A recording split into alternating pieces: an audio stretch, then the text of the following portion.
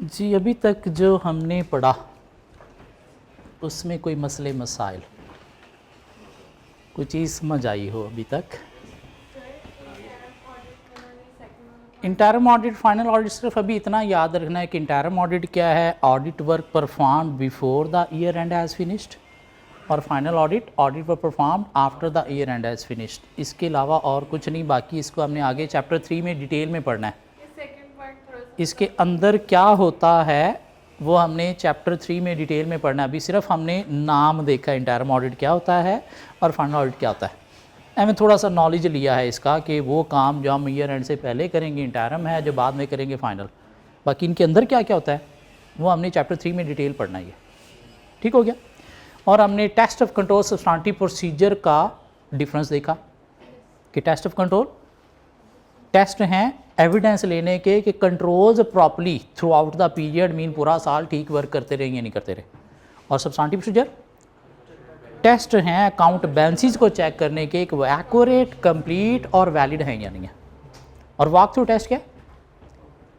These are test to verify system work as recorded और not. Test of control और walk through में difference क्या है? Sample size का, कि वॉक थ्रू में सैंपल साइज स्मॉल है और टेस्ट ऑफ कंट्रोल में लार्ज है। और हमने थोड़ा सा पढ़ लिया रिस्क इवैल्यूएशन, कि बिज़नेस का नॉलेज लेते हुए, उसका एनवायरनमेंट देखते हुए, उसकी नेचर को देखते हुए रिस्की एरियाज़ हाईलाइट करना, ये क्या है? Risk evaluation. कहाँ पे होगी? प्लानिंग स्टेज पे। ठीक हो गया। आगे चले। कॉपी पेन है आप लोगों के पास? ये बोर्ड पे एक जंगल कहानी मैं ड्रॉ करने जा रहा हूँ, इसको आप साथ साथ कॉपी करें, फिर हम बाद में इसको डिस्कस करते हैं क्या ये।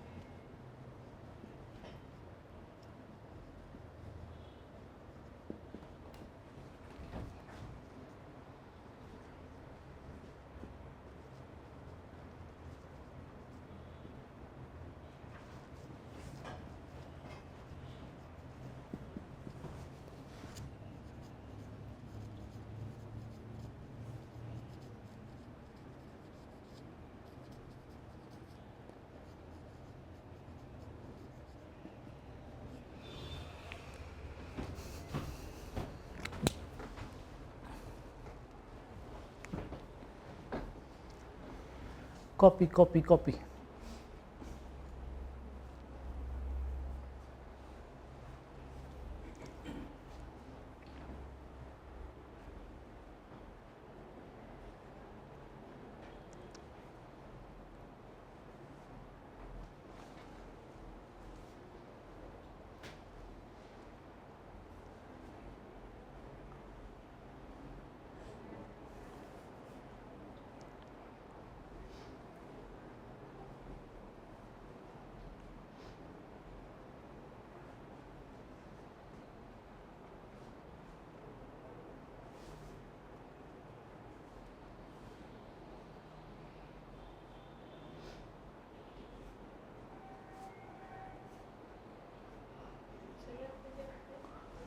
Material plus pervasive, PERVASIVE, pervasive, pervade, pervasive.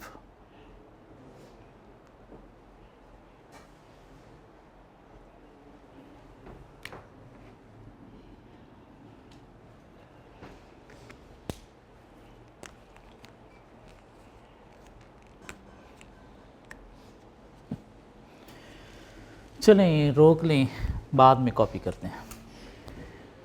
Previous lecture में हमने क्या किया, ऑडिट की डेफिनेशन बनाने की कोशिश की। Audit means to express an opinion whether financial statements give true and fair view or not and are prepared according to accounting standard. Mean हमने एक ओपिनियन देनी है फाइनेंशियल स्टेटमेंट्स के बारे में कि वो ट्रू एंड फेयर व्यू दे रही है नहीं दे रही, और according to accounting standard prepare की नहीं की। कहाँ पे वो ओपिनियन देनी है, एक पेज के अंदर। उस पेज को नाम दिया जाता है ऑडिट रिपोर्ट का। हाँ, इसके पीछे क्या था, हमारा सारा का सारा ऑडिट प्रोसेस, प्लानिंग करनी है, walk through test, test of control, substantive procedure, and outcome क्या है, एक पेज जिसमें हमने ओपिनियन एक्सप्रेस करनी है financial statements give true and fair view या do not give true and fair view. तो आज हम डिस्कस करने जा रहे हैं वो ऑडिट रिपोर्ट की कितनी टाइप्स हैं, किन सिचुएशन में हम फेवर में ओपिनियन देते हैं और किन सिचुएशन में अगेंस्ट ओपिनियन देते हैं। बेसिकली ये है हमारा सिलेबस का चैप्टर 12। टोटल हमारे पास 15 चैप्टर्स हैं जिनको 130 पेजेस में हमने सम अप किया हुआ है। उसमें ये चैप्टर 12 का टॉपिक है। अभी हम सिर्फ कॉन्सेप्ट थोड़ा सा लेने जा रहे हैं क्योंकि इसके वर्ड्स जो हैं वो आगे आने वाले चैप्टर में यूज़ होंगे, तो हमें वहाँ पे समझ आ जाए कि इसका मतलब क्या है, क्वालिफाइड ओपिनियन का मतलब क्या है। तो वो कॉन्सेप्ट के लिए हम जा रहे हैं। बाकी ये सारा का सारा फिर से हम डिटेल में चैप्टर 12 जब आएगा तो वहाँ पे ये भी पढ़ेंगे और कुछ नई बातें भी करेंगे इसकी। ठीक हो गया। चैप्टर 12 हम स्टार्ट नहीं कर रहे हैं, हमें थोड़ा सा वहाँ से चीज़ डिस्कस करने जा रहे हैं। सो ऑडिट रिपोर्ट की पहली टाइप है जिसे नाम दिया जाता है जी स्टैंडर्ड वर्डेड अनमॉडिफाइड रिपोर्ट। हमने बात की कि ऑडिट होता है अकॉर्डिंग टू स्टैंडर्ड जिन्हें नाम दिया जाता है ISAs। तो एक ISA 700 है जिसने क्या किया है, एक ऑडिट रिपोर्ट की वर्डिंग जो है वो हमें लिख के दे दी है और क्या कहता है कि जब आपने कंपनी की फेवर में ओपिनियन देनी है, मीन आपने कहना है financial statements give true and fair view, तो आपने ये ISA 700 की स्टैंडर्ड वर्डेड रिपोर्ट जो है बगैर किसी मॉडिफिकेशन मीन चेंज के एज इट इज़ उठा के कॉपी पेस्ट कर देनी है।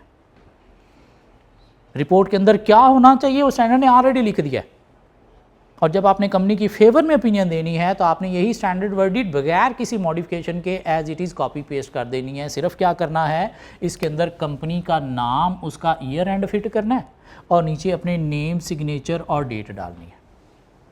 बाकी रिपोर्ट में क्या होना चाहिए वो स्टैंडर्ड ने लिख दिया है, तो आपने क्या करना है, उसमें ना कोई चीज़ चेंज करनी है, ना डिलीट करनी है, ना ऐड करनी है, एज इट इज़ क्या करना है, कॉपी पेस्ट। तो ये पहली फॉर्म आ गई स्टैंडर्ड वर्डेड अनमॉडिफाइड रिपोर्ट। कब, जब हमने कहना है financial statements give true and fair view, तो हमने ISA 700 की standard worded report as it is उठा के इशू कर देनी है। अब बात करते हैं कि हमें क्या करना है, रिपोर्ट को मॉडिफाई करना है। लाइक इधर लिखा हुआ है financial statements give true and fair view और हमने करना है do not give true and fair view, तो स्टैंडर्ड वर्डेड चेंज हुई, तो क्या हुआ, रिपोर्ट मॉडिफाई हो गई। और इसको बोलते हैं रिपोर्ट को मॉडिफाई करना with qualified opinion. Mean opinion company के अगेंस्ट दे रहे हैं तो ओपिनियन क्या हो गई, क्वालिफाई। कंपनी की फेवर में देंगे तो इसे बोलेंगे अनक्वालिफाइड। क्या ख्याल है? तो अगर हम इधर जो लिखा हुआ है financial statements gift and fair view, उसको do not gift and fair view करने जा रहे हैं तो रिपोर्ट क्या हो गई, मॉडिफाइड। किसके साथ? क्वालिफाइड ओपिनियन के साथ, मीन कंपनी के अगेंस्ट ओपिनियन देते हुए।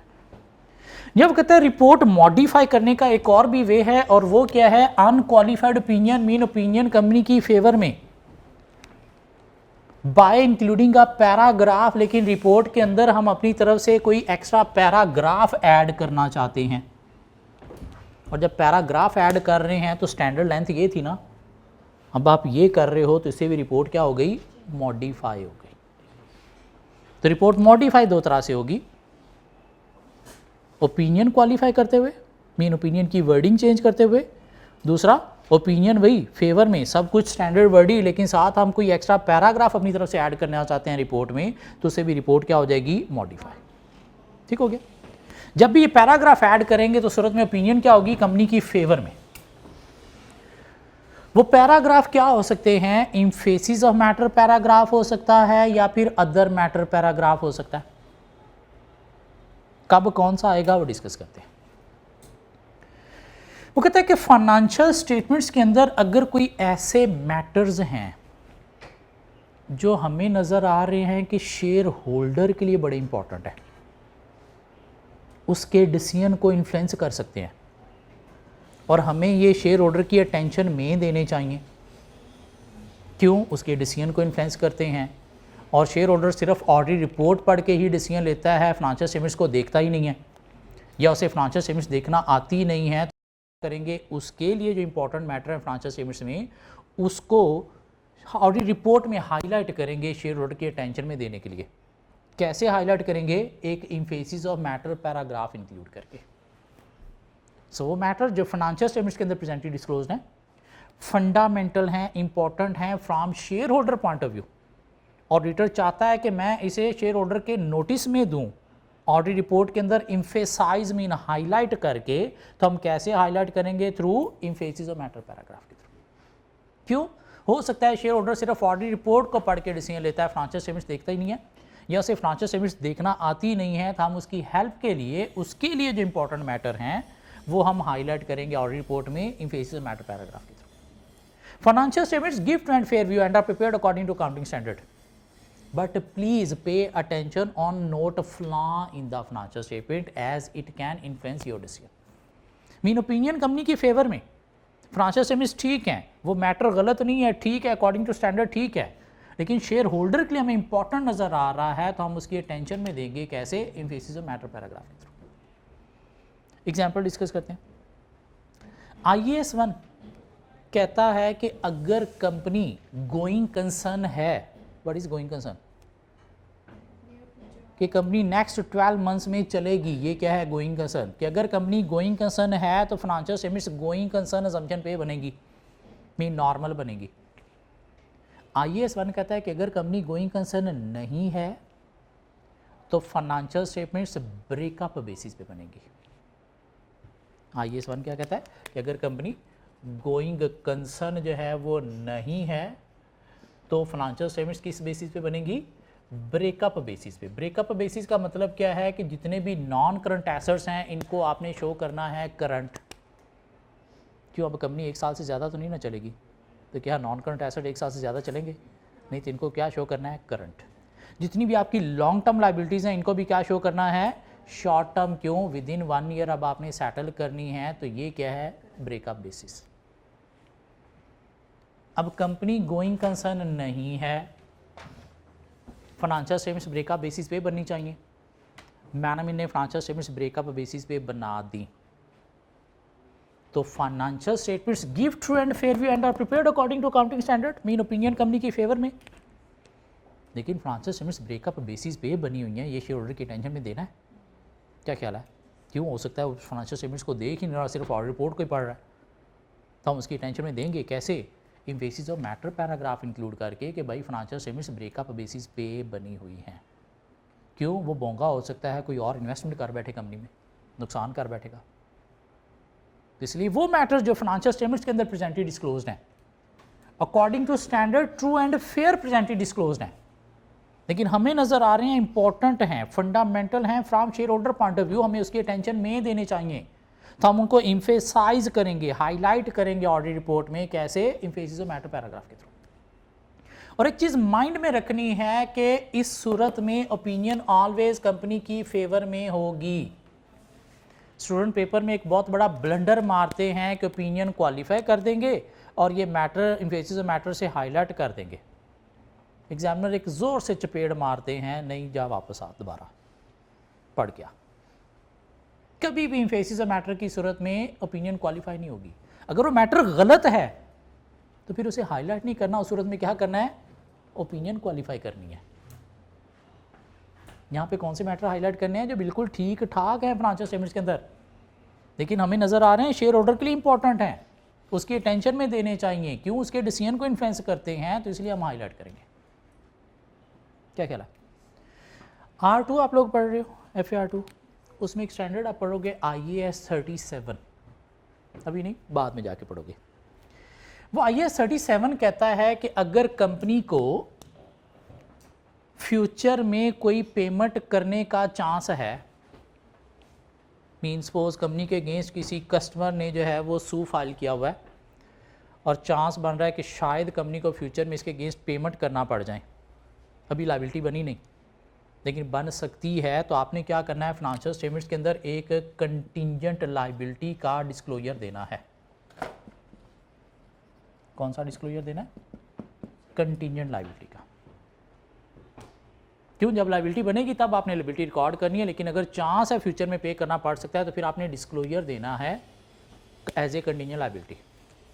कंपनी के अगेंस्ट किसी कस्टमर ने एक सू फाइल किया हुआ था, कंपनी केस लड़ रही है और चांस बन सकता है कि शायद फ्यूचर में पे करना पड़ जाए, तो पर IAS 37 ये कंटिंजेंट लायबिलिटी की कंडीशन मीट कर रहा था, कंपनी की मैनेजमेंट ने कंटिंजेंट लायबिलिटी का डिस्क्लोजर दे दिया, तो financial statements give true and fair view and are prepare to according to accounting standard. लेकिन हमें नज़र आ रहा है कि अगर ये फ्यूचर में लायबिलिटी कंपनी को पे करना पड़ गई तो कंपनी का सर्वाइवल अफेक्ट हो सकता है, तो उस पॉइंट ऑफ व्यू से कंटिंजेंट लायबिलिटी शेयर होल्डर के लिए इंपॉर्टेंट है, उसकी टेंशन में देना चाहिए, क्योंकि अगर कोई फ्यूचर की और इन्वेस्टमेंट डिसीजन लेने तो अभी फ़िलहाल होल्ड कर लेने चाहिए ये केस सेटल होने तक। तो हम क्या करेंगे, एम्फेसिस ऑफ मैटर पैराग्राफ के थ्रू हाईलाइट करेंगे, please pay attention on note number फ्ला in the financial statements of contingent liability. हाँ, अगर ये कंटिंजेंट लायबिलिटी कोई बड़ी छोटी सी अमाउंट पे करना पड़ेगी, उससे कंपनी को फ़र्क नहीं पड़ेगा, तो फिर हाईलाइट करने की ज़रूरत नहीं है। क्यों, फिर इंपॉर्टेंट नहीं है शेयर होल्डर के लिए। लेकिन अगर कोई बहुत बड़ी अमाउंट पे करने का चांस बन सकता है जिससे कंपनी का सर्वाइवल अफेक्ट हो सकता है, तो फिर शेयर होल्डर के लिए इंपॉर्टेंट है, फिर हम हाईलाइट करेंगे, कैसे, एम्फेसिस ऑफ मैटर पैराग्राफ के थ्रू। क्लियर होती है बात? सो वो मैटर जो फाइनेंशियल स्टेटमेंट्स के अंदर प्रेजेंटली डिस्क्लोज्ड हैं according to standard true and fair presently disclosed हैं, और हमें नज़र आ रहे हैं इंपॉर्टेंट हैं from shareholder point of view, क्यों, उसके डिसीजन को इन्फ्लुएंस कर सकते हैं और हमें उसकी अटेंशन में देने चाहिए, तो कैसे उसकी अटेंशन में देंगे, उनको हाईलाइट करते हुए through emphasis of matter paragraph. दो एग्जांपल हमने डिस्कस कर ली कि अगर फाइनेंशियल स्टेटमेंट्स ब्रेकअप बेसिस पे बनी है तो वो हाईलाइट करेंगे, या कोई कंटिंजेंट लायबिलिटी का सिग्निफिकेंट डिस्क्लोजर है, मीन छोटी मोटी अमाउंट वाला नहीं, कोई बड़ी अमाउंट वाला डिस्क्लोजर। ठीक हो गया? सो वो मैटर जो फाइनेंशियल स्टेटमेंट्स के अंदर प्रेजेंटली डिस्क्लोज्ड हैं उनको हाईलाइट करने के लिए emphasis of matters other than financial statements को अगर आपने ऑडिट रिपोर्ट में हाईलाइट करना है तो उसके लिए यूज होगा अदर मैटर पैराग्राफ। मीन कुछ और चीज़ें आप ऑडिट रिपोर्ट में हाईलाइट करना चाहते हो जो फाइनेंशियल स्टेटमेंट्स के अंदर नहीं है, कहीं और है, तो उनके लिए क्या यूज़ करेंगे, अदर मैटर पैराग्राफ। जिसकी एग्जांपल डिस्कस करते हैं कि एक कंपनी क्या करती है, एवरी ईयर अपनी एनुअल रिपोर्ट्स प्रोड्यूस करती है। बचपन में शायद हमने लॉ में पढ़ा होगा कि कंपनी एवरी ईयर अपनी एनुअल रिपोर्ट्स इशू करती है, कहाँ पे, AGM पे। उस एनुअल रिपोर्ट्स के अंदर फाइनेंशियल स्टेटमेंट्स भी होती हैं और कुछ अदर स्टेटमेंट्स भी होती हैं, लाइक चेयरमैन स्टेटमेंट होती है जिसमें चेयरमैन साहब जो है वो बताते हैं कि मैंने ड्यूरिंग द ईयर कंपनी के लिए क्या 4 चांद लगाए हैं। कंपनी के CEO की स्टेटमेंट होती है जिसमें CEO बताता है कि मैंने ड्यूरिंग द ईयर कंपनी के लिए क्या क्या किया है। इस तरह से डायरेक्टर स्टेटमेंट भी होती हैं, मीन डिफरेंट डायरेक्टर्स जो हैं वो भी अपनी अपनी कमेटीज़ की स्टेटमेंट देते हैं कि हमने ड्यूरिंग द ईयर कंपनी के लिए क्या पॉजिटिव कंट्रीब्यूशन की हैं।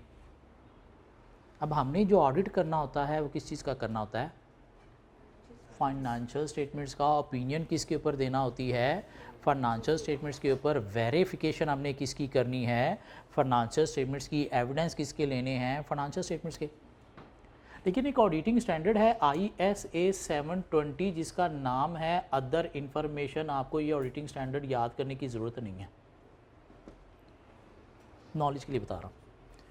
एक स्टैंडर्ड है ISA 720 अदर इंफॉर्मेशन, जो ये कहता है कि ये जो अदर इंफॉर्मेशन है इन the annual report financial statements के अलावा, इसे भी ऑडिटर को क्या करना है, रीड करना है या रिव्यू करना है। ऑडिट नहीं, रीड या रिव्यू करना है और देखना है कि इनमें कोई चीज़ ऐसी तो नहीं जो इनकंसिस्टेंट हो विद फाइनेंशियल स्टेटमेंट। अगर है तो फिर आपने उस चीज़ को हाईलाइट करना है। हमने चेयरमैन की स्टेटमेंट पढ़ी, चेयरमैन ने अपनी स्टेटमेंट में लिखा हुआ है जी कि हमने ड्यूरिंग द ईयर कंपनी का प्रॉफिट डबल किया है। मीन अपनी बड़ी फूफा बता रहा है जी मैंने ड्यूरिंग द ईयर कंपनी का प्रॉफिट डबल किया है। फाइनेंशियल स्टेटमेंट्स हमने देखी वो होती हैं कंपैरेटिव, मीन करंट ईयर के साथ प्रीवियस ईयर की फिगर्स भी आ रही होती हैं। कंसोलिडेशन वगैरह के क्वेश्चन आपने देखे होंगे फाइनल अकाउंट, वहाँ पे हमने देखा as compare to previous year profit सिर्फ 20% से इंक्रीज़ है। हमने फाइनेंशियल स्टेटमेंट्स को चेक किया, वो बिल्कुल ठीक है। This mean financial statements give and fair and are prepared according to accounting standard. लेकिन ये चेयरमैन क्या कर रहा है, झूठ मार रहा है, कूड़ मार रहा है। क्या ख्याल है, मीन ये कंसिस्टेंट नहीं है फाइनेंशियल स्टेटमेंट्स के साथ। तो इस चीज़ को हमें हाईलाइट करना चाहिए। कहाँ पे, अदर मैटर पैराग्राफ के थ्रू। क्यों, ये बात फाइनेंशियल स्टेटमेंट्स के अंदर नहीं है, कहीं और है और उसे हम हाईलाइट करना चाहते हैं। ठीक हो गया। हमने CEO की स्टेटमेंट पढ़ी। CEO साहब ने कहा जी कि एनवायरमेंटल पॉल्यूशन को रोकने के लिए हमने कोई 10 मिलियन की इन्वेस्टमेंट की है। क्या इन्वेस्टमेंट की है, हमने 10 मिलियन ट्रीज लगाए हैं। 10 मिलियन की इन्वेस्टमेंट की है। दिस मीन फाइनेंशियल स्टेटमेंट्स के अंदर 10 मिलियन की कोई कॉस्ट एक्सपेंस आना चाहिए। हमने जब फाइनेंशियल स्टेटमेंट्स देखी वहाँ पे 1 मिलियन आ रहा है। इनवॉइसेस हमने वेरीफाई की 1 मिलियन ही है। कैश कंपनी का देखा 1 मिलियन ही पे हुआ है। दिस मीन ये कूड़ मार रहा है, झूठ बोल रहा है। क्या ख्याल है, तो financial statements give and fair and are prepared according to accounting standard, but this rascal CEO statement is not consistent with the financial statement as he is saying cost of 10 million to protect environment while financial statement showing only 1 million cost। तो एक पहली example हमने देखी क्या, other matter की। If other information is not consistent with financial statement, तो हमने क्या यूज करना है, अदर मैटर पैराग्राफ यूज करना है। वो मैटर्स जो फाइनेंशियल स्टेटमेंट्स के अंदर प्रेजेंटली डिस्क्लोज्ड हैं, according to standard true and fair presently disclosed हैं, शेयर होल्डर के लिए इंपॉर्टेंट है, तो उनको हाईलाइट करने के लिए emphasis of matter. Matters other than financial statements को हाईलाइट करने के लिए अदर मैटर, जिसकी एक एग्जांपल हमने डिस्कस की, if other information is not consistent with the financial statement. एक और एग्जांपल डिस्कस करते हैं अदर मैटर की। ये जो हमारी ऑडिट रिपोर्ट होती है किसके लिए होती है, शेयर होल्डर के लिए। क्यों, उसने हमें अपॉइंट किया है, वही हमें पैसे दे रहा है। लेकिन सिर्फ शेयर होल्डर के लिए नहीं, कंपनी के कुछ और स्टेक होल्डर भी हमारी रिपोर्ट पर बेस करते हुए डिसीजन ले रहे हैं। बैंक लोन अप्रूव कर रहा है तो ऑडिट रिपोर्ट की बेस पर, क्रेडिटर क्रेडिट लिमिट एक्सटेंड कर रहा है तो ऑडिट रिपोर्ट की बेस पर, कोई कस्टमर बड़ा ऑर्डर प्लेस कर रहा है तो ऑडिट रिपोर्ट की बेस पर। क्या ख्याल है, दिस मीन हमारी ऑडिट रिपोर्ट पर बेस करते हुए कुछ और स्टेक होल्डर भी डिसीजन ले रहे हैं। और अगर हमने कह दिया financial statements give and fair भी, और कल को हमारी ये रॉन्ग हो गई, हमारी किसी नेग्लिजेंस की वजह से कि हमने चीज़ें प्रॉपर्ली वेरीफाई नहीं की थी, टाइम या स्टाफ शॉर्टेज की वजह से। कल आपने कहा था कि वो इस तरह से होता नहीं है, किसी ना किसी तरह ही मना लेते हैं। लेकिन अभी हम बात कर रहे हैं कि हमने जो है वो opinion the financial statements give and fair view, बाद में प्रूव हो गया कि हमने प्रॉपर चीज़ों को वेरीफाई नहीं किया था, एक्टिव फाइनेंशियल स्टेटमेंट्स रॉन्ग थी, तो हमारी रिपोर्ट पर बेस करते हुए लोगों ने डिसीजन लिए हुए। तो हमें इन बाकी लोगों के डैमेजेस पे करना पड़ेंगे, सिर्फ शेयर होल्डर के ही नहीं, ये बाकी लोगों ने जिन्होंने हमारी रिपोर्ट पर बेस करते हुए डिसीजन लिए हैं, हमें इनके डैमेजेस पे करना पड़ेंगे। हाँ, अगर हम चाहते हैं कि हमारी लाइबिलिटी सिर्फ शेयर होल्डर तक ही रहे, किसी और को हमें डैमेजेस पे कल को ना करना पड़े अगर रिपोर्ट रॉन्ग प्रूव हो जाए, तो हम अपनी इस लाइबिलिटी को लिमिट लगा सकते हैं। कैसे? थ्रू अदर मैटर पैराग्राफ के भाई मेरी ये रिपोर्ट सिर्फ शेयर होल्डर के लिए है, किसी और ने डिसीजन लेने हैं तो अपनी इन्वेस्टिगेशन करके ले, मैं कल को लाइबल नहीं हूँगा। हाँ, अगर आपने ये अदर मैटर के थ्रू नहीं लिखा हुआ तो फिर ओपिनियन रॉन्ग होने की सूरत में आपको बाकियों के डैमेजेस पे करना पड़ेगा। तो अदर मैटर कहाँ पे यूज़ होता है?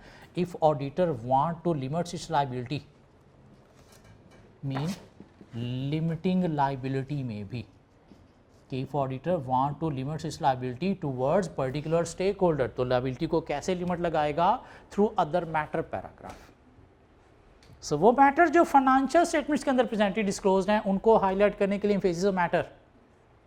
कोई और मैटर आपने ऑडिट रिपोर्ट में हाईलाइट करना है तो उसके लिए अदर मैटर, जिसकी एक एग्जांपल क्या है? If other information in the annual report is not consistent with the financial statement and if auditor want to limit his liability towards particular stakeholder. एक और एग्जांपल कहता है कि अगर आप किसी कंपनी का पहली दफ़ा ऑडिट करने जा रहे हो, पिछले साल का ऑडिट हुआ ही नहीं, या हुआ है किसी और फर्म ने किया, आपने नहीं किया, तो हमें ऑलवेज अपनी पहली ऑडिट रिपोर्ट के अंदर ये चीज़ हाईलाइट करनी है थ्रू अदर मैटर पैराग्राफ कि previous year financial statements were not audited, या किसी और ने किया है तो previous year financial statements were audited by any other firm. Always हमें अपनी पहली ऑडिट रिपोर्ट के अंदर अदर मैटर पैराग्राफ के थ्रू ये चीज़ हाईलाइट करनी है। क्या कहला है? तो एक एग्जाम्पल क्या बन गई? If previous financial statements previous year financial statements were not audited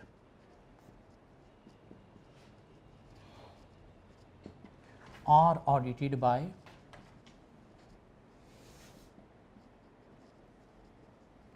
any other firm। तो कैसे हाईलाइट करेंगे ये चीज़? अदर मैटर पैराग्राफ के थ्रू। एक और एग्जांपल कहता है कि अगर एक ऑडिटर को एक ही कंपनी की दो फाइनेंशियल स्टेटमेंट्स के ऊपर ओपिनियन देने के लिए कहा जा रहा है, कंपनी ने दो फाइनेंशियल स्टेटमेंट्स बनाई हैं और दोनों पे आप ओपिनियन दे रहे हो।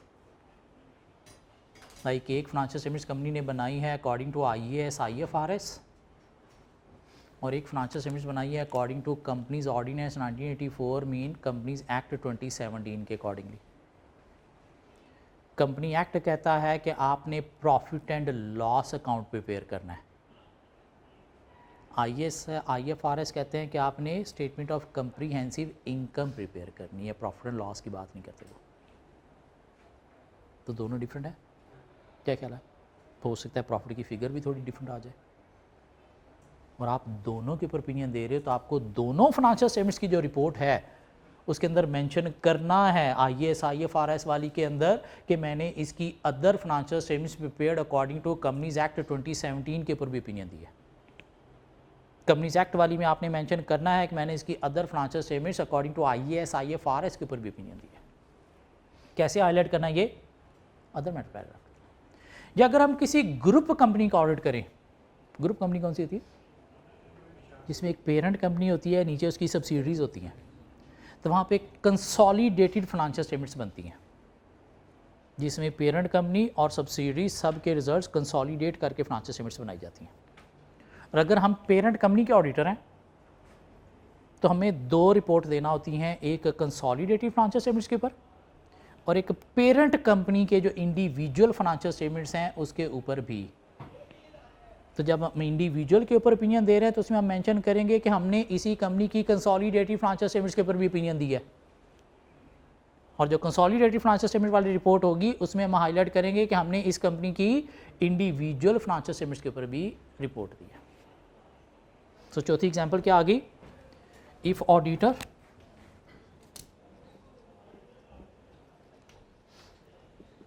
Reporting on more than one financial statements for same company के एक ही कंपनी की एक से ज़्यादा फाइनेंशियल स्टेटमेंट्स के ऊपर अगर आप ओपिनियन दे रहे हो तो उस सूरत में भी हमें ये चीज़ हाईलाइट करनी है हर रिपोर्ट के अंदर through other matter paragraph. So वो मैटर्स जो फाइनेंशियल स्टेटमेंट्स के अंदर प्रेजेंटेड डिस्क्लोज्ड हैं according to shareholder important हैं, true and fair presented disclosed हैं और हम शेयर होल्डर की अटेंशन में देना चाहते हैं तो उसके लिए हम यूज़ करेंगे एम्फेसिस और मैटर पैराग्राफ, लाइक कोई ब्रेकअप फाइनेंशियल स्टेटमेंट्स का डिस्क्लोजर है या कोई सिग्निफिकेंट कंटीजेंट लायबिलिटी का डिस्क्लोजर है। Matters other than financial statements को हाईलाइट करने के लिए other matters paragraph, 4 example. If other information in the annual report is not consistent with the financial statement तो इसके लिए हम यूज करेंगे other matter paragraph. If auditor want to limit its liability towards particular stakeholder तो हम use करेंगे other matter paragraph. If previous year financial statements were not audited और audited by any other firm तो हम use करेंगे other matter paragraph. या if auditor reporting on more than one set of financial statements for the same company तो हम use करेंगे other matter paragraph. ये जो पहली एग्जांपल है ना अदर मैटर की, if other information is not consistent with the financial statements, इसको प्लीज हाईलाइट कर लें। इसके ऊपर हम फ्यूचर में कोई थोड़ी बात और भी करेंगे। ठीक हो गया? पहली वाली एग्जांपल शेयर होल्डर के लिए इंपॉर्टेंट नहीं है। ऑडिटर ऑडिट रिपोर्ट के अंदर कोई भी मैटर हाईलाइट करना चाहता है जो फाइनेंशियल स्टेटमेंट्स के अलावा है तो उसके लिए अदर मैटर पैराग्राफ यूज करेंगे। किसके लिए हाईलाइट करना चाह रहा है? दुनिया के लिए या अपने लिए? दुनिया के लिए या अपने लिए? हाँ, इधर शेयर होल्डर के लिए इंपॉर्टेंट मैटर जो फाइनेंशियल स्टेटमेंट्स के अंदर है वो हाईलाइट करना चाहता है। ठीक हो गया? सो ये पहली एग्जांपल हाईलाइट कर लें क्योंकि इसके ऊपर कोई थोड़ा सा चेंज है जो हम फ्यूचर में कहीं पे डिस्कस करेंगे। एक बात याद रखनी है, जब भी ये पैराग्राफ आएंगे तो ओपिनियन क्या होगी? कंपनी की फेवर में। Other matter in some cases qualified opinion के साथ भी आ सकता है। मीन आपने क्या दिया? Financial statements do not give and fair view और साथ आपने क्या किया? भाई मेरी ये ओपिनियन सिर्फ शेयर होल्डर के लिए है, बाकी सारे अपनी अपनी इन्वेस्टिगेशन करें, मैं लाइबल नहीं होगा। एम्फेसिस और मैटर कभी भी क्वालिफाइड ओपिनियन के साथ नहीं आएगा, वो ऑलवेज अनक्वालिफाइड ओपिनियन के साथ आएगा। अभी यही माइंड में रखो कि दोनों पैराग्राफ अनक्वालिफाइड ओपिनियन के साथ ही आएंगे। सो यहाँ तक हमने ऑडिट रिपोर्ट की 2 फॉर्म्स कवर कर ली। एक स्टैंडर्ड वर्डेड अनमॉडिफाइड रिपोर्ट जब हमने कंपनी की फेवर में ओपिनियन देनी है, मीन कहना है financial statements gift and fair and are prepared according to accounting standard तो as it is wording copy paste.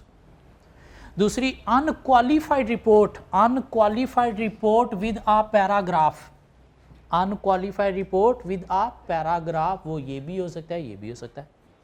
एक रिपोर्ट में दोनों पैराग्राफ भी हो सकते हैं।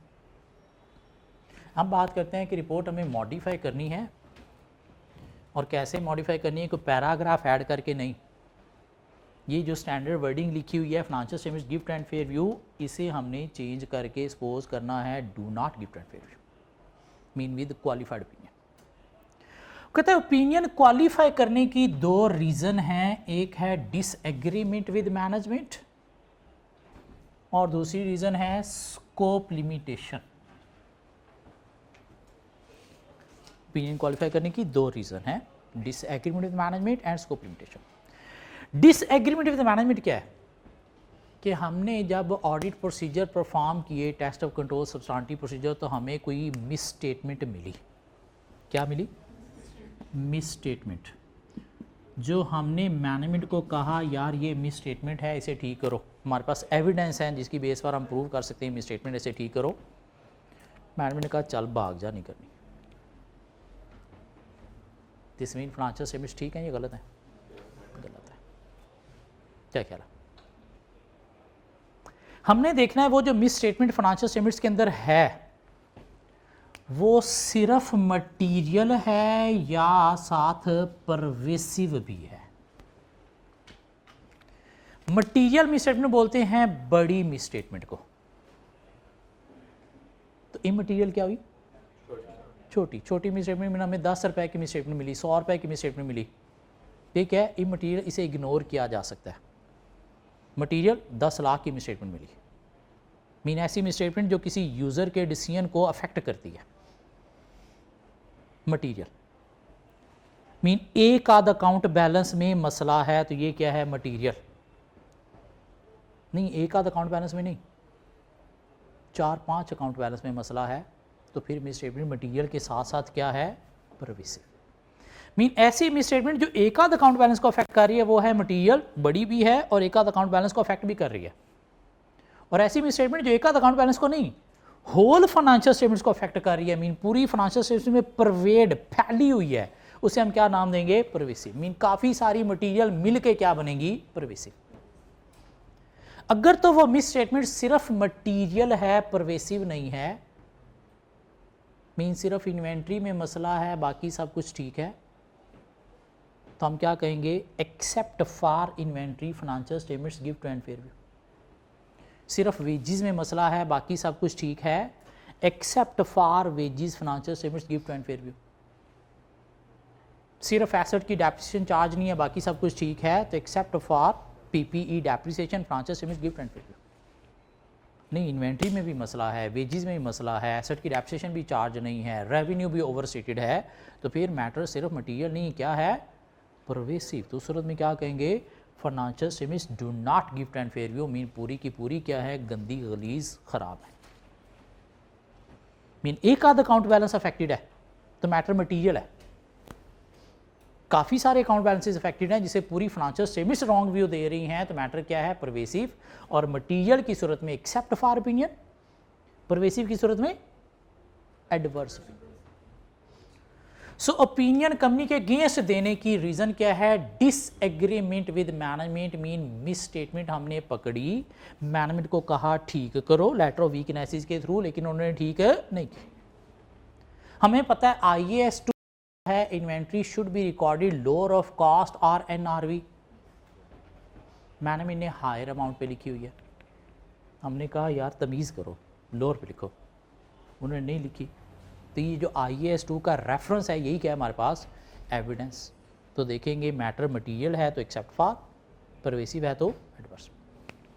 IAS 36 कहता है कि जब recoverable amount lower than carrying value हो तो आपने क्या करना है, एसेट्स को इम्पेयर करना है।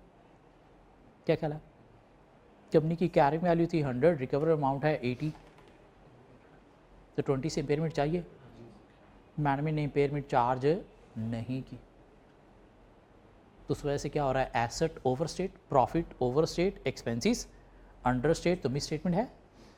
और मटीरियल भी है तो except for asset impairment financial statements give true and fair view. हमें पता है IAS 16 कहता है asset should be depreciated over it's historical life. Company ने कहा जी कि हमने डेप्रिसिएशन चार्ज नहीं करनी, क्यों जी, हम एसेट को रीवैल्यूएशन मॉडल पे लिख रहे हैं और रीवैल्यूएशन अप गई है, तो इसलिए हम डेप्रिसिएट नहीं करेंगे।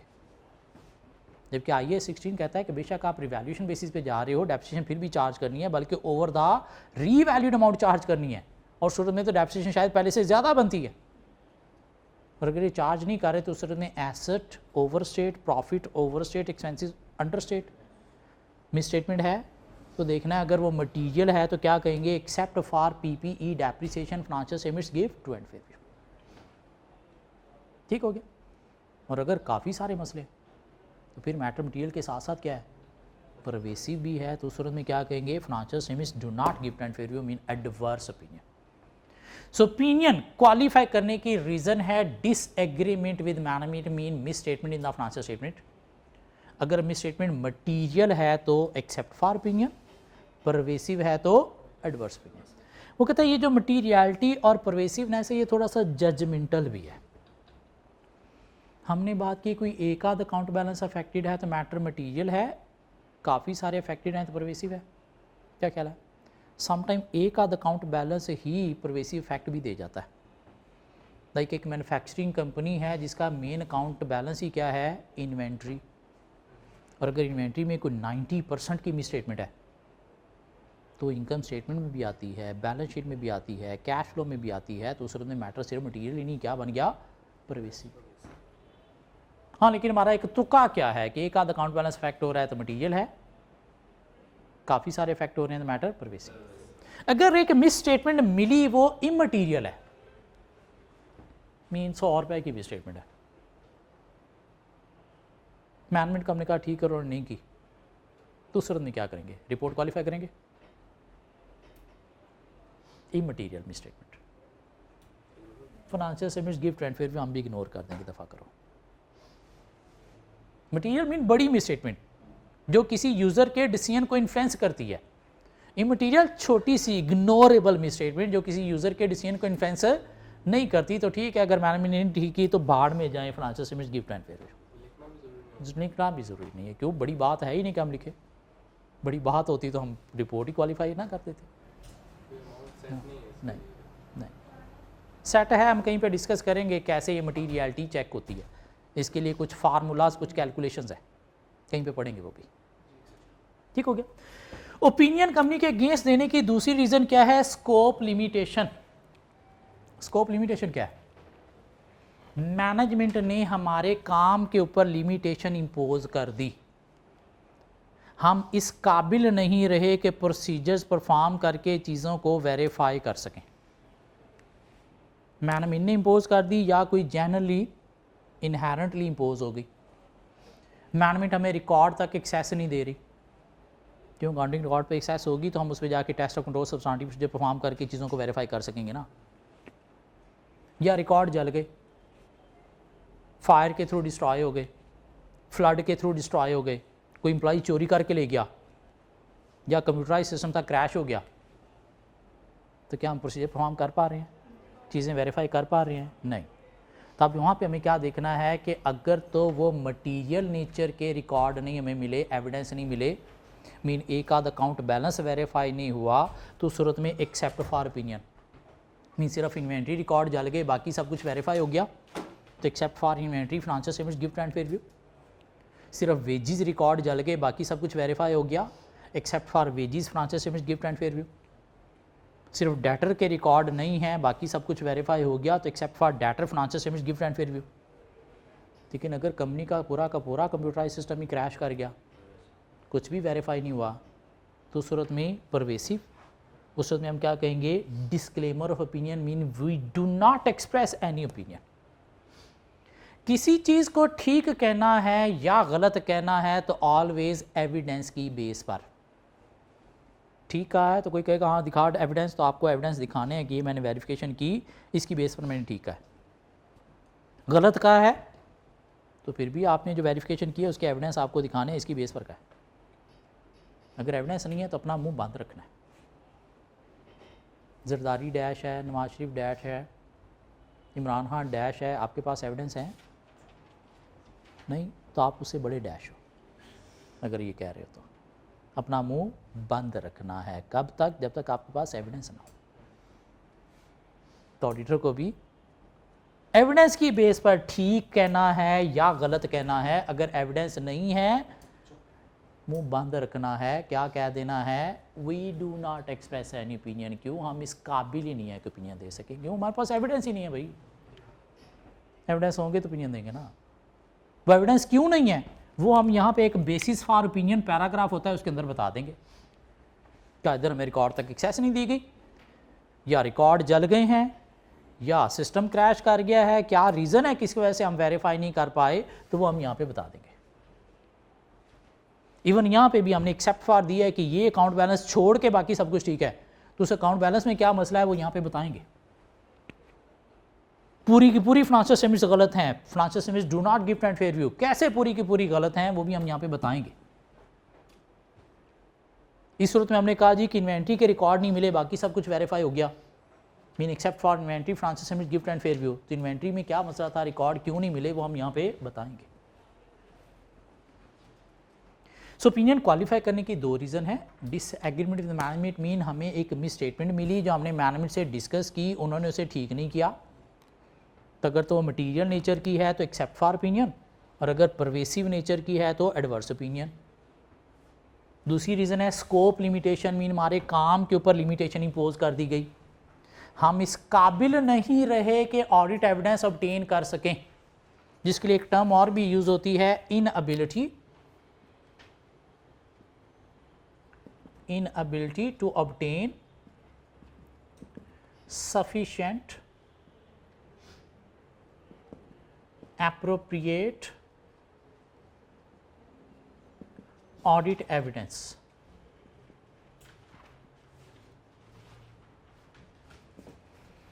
कि हमें ओपिनियन देने से पहले लेने हैं एविडेंस, कौन से, सफिशेंट, एप्रोप्रिएट। लेकिन यहाँ पे क्या हुआ कि हमारे ऊपर इनएबिलिटी इंपोज होगी, हम इस काबिल ही नहीं रहे कि प्रोसीजर परफॉर्म करके वेरिफिकेशन करके एविडेंस ले सकें। तो अगर वो किसी एक आध अकाउंट बैलेंस के नहीं ले सके तो एक्सेप्ट फॉर ओपिनियन, पूरी की पूरी फाइनेंशियल स्टेटमेंट्स के नहीं ले सके तो disclaimer of opinion, mean we do not express any opinion, जान छुड़ा लेनी अपनी, विड्रॉ कर लिया हमने ओपिनियन से। सो ऑडिट रिपोर्ट की 5 फॉर्म्स हैं, टाइप्स हैं। Number 1 standard worded unmodified report, number 2 unqualified report with a paragraph, number 3 qualified report with accept for opinion, qualified report with accept for opinion, चाहे वो मिस स्टेटमेंट की सूरत में हो, चाहे वो स्कोप लिमिटेशन की सूरत में हो। Number 4 adverse report, number 5 disclaimer report, standard worded unmodified report, unqualified with a paragraph, qualified with accept for opinion, adverse report, disclaimer report. ये जो qualified with accept for opinion है, इसके लिए सिंपल क्वालिफाइड रिपोर्ट का word भी use किया जाता है।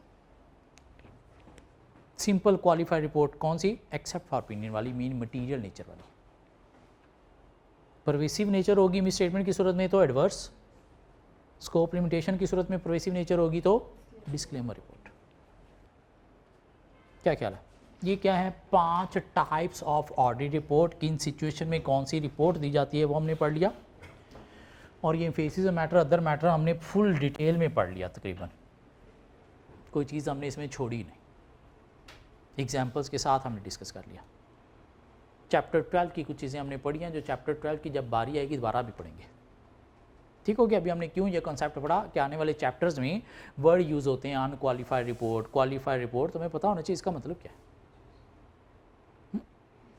क्यों हमें ऑलवेज क्या करना है? रिपोर्ट ठीक देनी है, चीज़ें वेरीफाई करके बेस्ड ऑन एविडेंस देनी है। एविडेंस नहीं है तो हमने नहीं कहना ये चीज़ ठीक है, और अगर हमने कह दिया एक चीज़ ठीक है,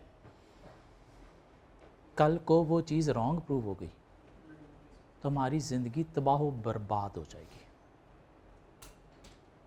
ये जो 5-6 साल बन के हमने खज्जल ख्वारी के साथ चार्टर्ड अकाउंटेंट बने होंगे, ये सब कुछ तबाह हो जाएगा। जेल भी हो सकती है, फाइन पेनल्टीज़ भी इम्पोज हो सकती हैं, कंगाल हो सकते हैं हम। क्यों?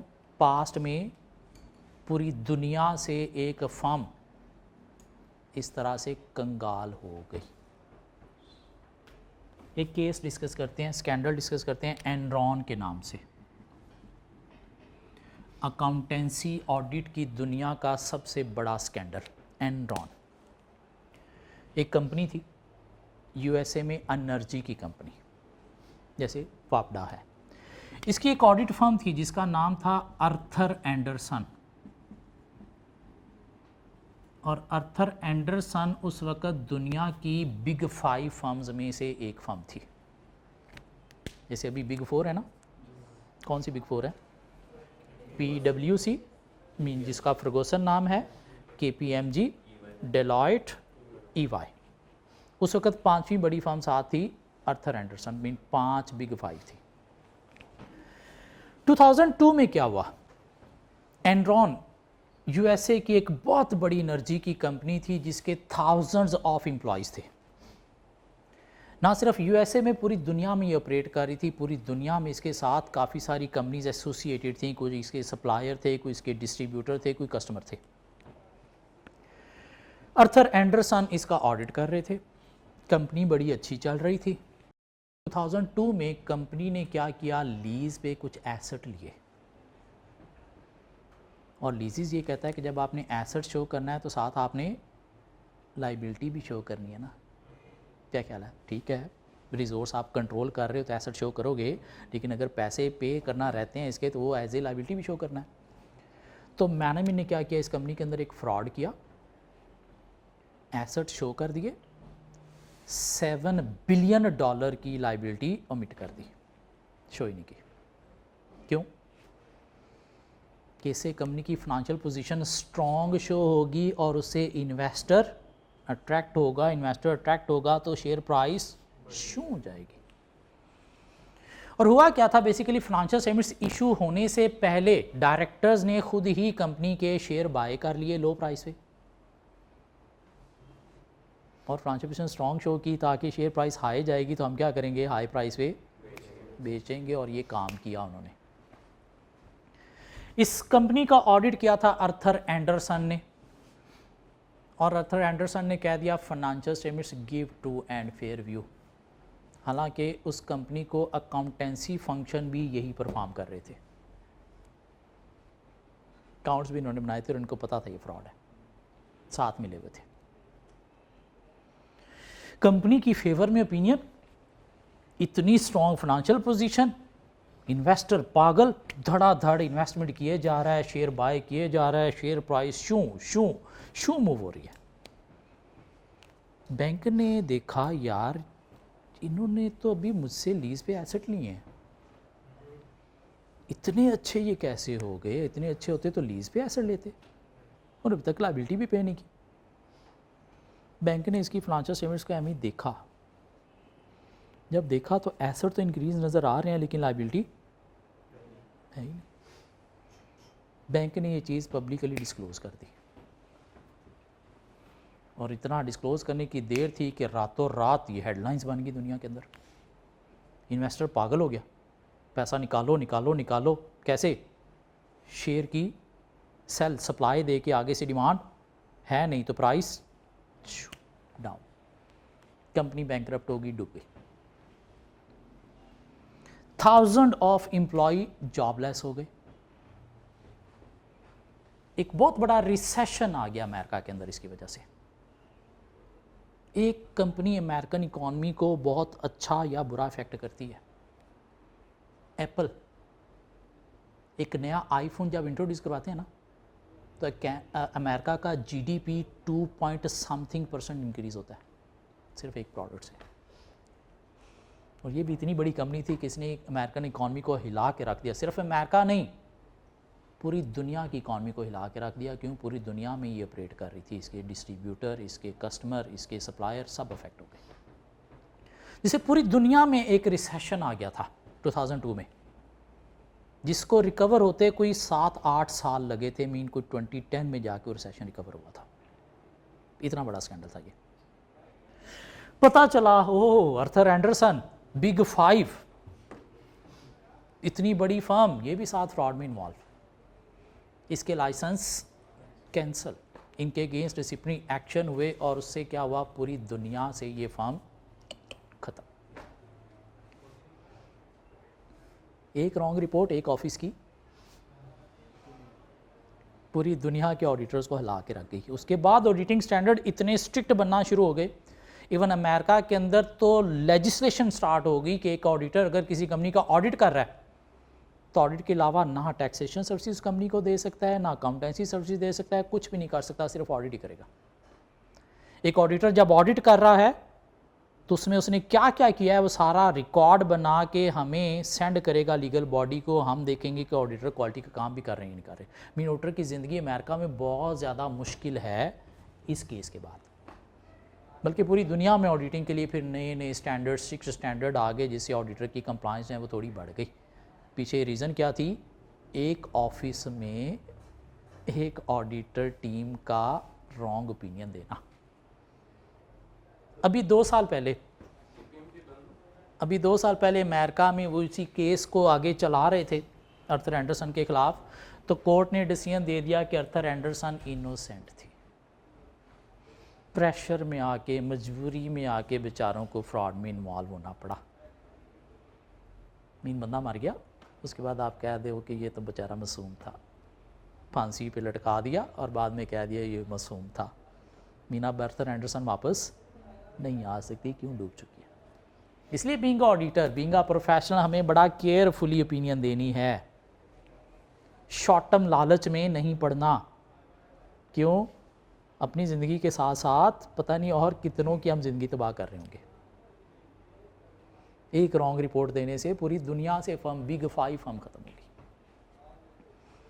क्या ख्याल है? अभी भी केसेस निकलते रहते हैं, फाइन शाइन्स होते रहते हैं इनको। हाँ, लेकिन ये उस वक़्त दुनिया से ख़त्म हो गई थी, लोगों का इसके ऊपर ट्रस्ट ही ख़त्म हो गया था, क्लाइंट लूज़ हो गए, लाइसेंस कैंसिल हो गए, तबाही हो गई। ये एक बहुत बड़ा स्कैंडल है अकाउंटेंसी या ऑडिट की दुनिया का, जो हमें पता होना चाहिए। सो आज हमने क्या डिस्कस किया है? हमने ऑडिट रिपोर्ट की डिफरेंट टाइप्स कवर की हैं, emphasis of matter, other matter की कुछ एग्जांपल्स कवर की हैं, और हमने थोड़ा सा बस नॉलेज लेने की कोशिश की है। होपफुली नेक्स्ट लेक्चर में हम अपने चैप्टर 1 में वापस आ जाएंगे। क्या ख्याल है? अभी तक हमने वहाँ पे बस हमें 4-5 डेफिनेशंस पढ़ी हैं और चैप्टर 1 को आगे लेके चलेंगे। टोटल 15 चैप्टर्स हैं हमारे पास, जिसमें से कुछ 3-4 चैप्टर छोटे छोटे हैं। एक चैप्टर 15 हमें मिलेगा 1 दिन का चैप्टर, एक चैप्टर 2 हमें मिलेगा 2 दिन का चैप्टर, एक चैप्टर 10 हमें मिलेगा 2 दिन का चैप्टर, एक चैप्टर 11 हमें मिलेगा 3 दिन का चैप्टर। मीन 3-4 चैप्टर छोटे छोटे हैं। फिर हमें एक चैप्टर 3 मिलेगा, कुछ शायद 30 दिन का चैप्टर। मीन कुछ चैप्टर बीच में बड़े बड़े भी हैं, लेकिन मिला के हमने 15 चैप्टर्स को 130 पेजेस में सम अप कर लिया, जो हमने कवर करने हैं, और पेपर पास हो जाएगा। पेपर पढ़ पढ़ के नहीं पास होगा, लिख लिख के पास होगा। क्यों? स्टूडेंट का जो मसला है ऑडिट में वो क्या है कि क्वेश्चन देखा, पढ़ा, आंसर यही है, लेकिन जब लिखने बैठे लिखा नहीं जा रहा, वर्ड्स नहीं बन रहे, या वर्ड्स जो एग्जामिनर को पसंद हैं वो नहीं लिखे जा रहे। क्यों? हर टॉपिक को अटेम्प्ट करने की कुछ टेक्निक्स हैं, कुछ टर्मिनोलॉजीज़ यूज़ करनी है, तो वो हमने सीखनी है मेनली। क्या ख्याल है? Audit 100 marks, 100 valid points paper में लिखने हैं, 100 मार्क्स मिल जाएंगे। तो हमने काम किस चीज़ पे करना है कि ये एक पॉइंट मैं लिख रहा हूँ तो इसे 1 नंबर कैसे मिलेगा। एक एक पॉइंट के ऊपर हमें क्या करना है? वर्क करना है कि इसे 1 नंबर कैसे मिलेगा। कोई 5 नंबर का पार्ट है तो हमने 5 पॉइंट लिखे, 5 नंबर का आंसर देना है। 6 नंबर का पार्ट है तो 6 पॉइंट देने हैं। 3 नंबर का कोई पार्ट है तो 3 पॉइंट लिखने हैं। लेकिन वो 3 पॉइंट इस तरह से वैलिड हमने डिज़ाइन करने हैं कि उसे 3 नंबर जस्टिफाई हैं। और इस चीज़ के ऊपर हमने काम करना है कि 1 पॉइंट मैंने लिख के 1 नंबर कैसे लेना है। वो काम हमें आ गया तो ऑडिट का पेपर कुछ भी नहीं है। सिंपली हमें क्लास में आना है, बाकी काम मैं करवा लूँगा। पेपर फेल कब होगा?